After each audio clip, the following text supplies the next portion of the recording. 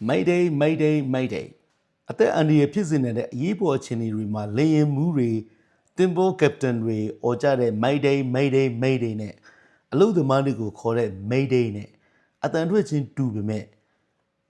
ရေးတဲ့ပုံစံနဲ့သူဖြစ်တည်လာတဲ့ပုံစံချင်းမတူပါဘူးပထမအဦးဆုံးအသက်အန္တရာယ်ရှိတဲ့အရေးပေါ်အခြေအနေမှာ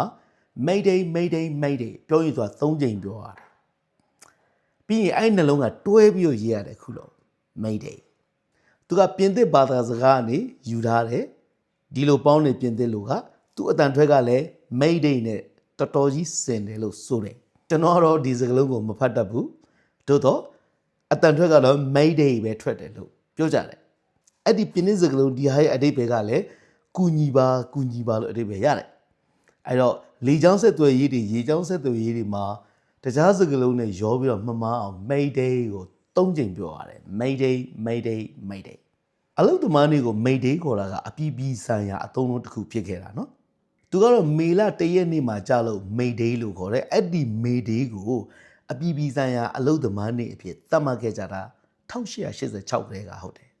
အဲ့ဒီတုန်းကအလုပ်ချိန်တရက်ကို16နာရီ20လောက်လုပ်ပေးနေရတာကိုစန့်ကျင်ကန့်ကွက်တဲ့ဆန္ဒပြပွဲတွေလုပ်ခဲ့ကြပြီးတော့ဒါသူတို့ဂုံပြုခေါ်ဆိုတဲ့နာမည်ဖြစ်ခဲ့တယ် Mayday တရက်နေ့ဖြစ်နေလို့နောက်ပိုင်းမှာတော့အဲ့ဒီ Mayday ကို International Workers Day ဆိုပြီးတော့ပြောင်းခေါ်ခဲ့တယ်ကဲအဲ့ဒါလေရင်မှုတွေရေရင်မှုတွေခေါ်တဲ့ Mayday Mayday Mayday နဲ့အလုပ်သမားတွေကိုခေါ်တဲ့ Mayday နဲ့နော်အခုဆိုရင်တော့ဒီမေလ1ရက်နေ့ဟာအပြည်ပြည်ဆိုင်ရာအလုပ်သမားနေ့ဖြစ်ပါတယ် International Workers Day ပါ Mayday လို့လည်းခေါ်နေကြတော့ပါပဲဒါနဲ့စကားမစမေလ4ရက်နေ့မှာတန်းခွဲတစ်တွေအပြုံလိုက်ကြီးစမနော်ဆရာစီစုံစမ်းလိုက်အောင်နော်ဖုန်းနံပါတ်39 92346 Viber ရော Telegram ရောရှိရနော်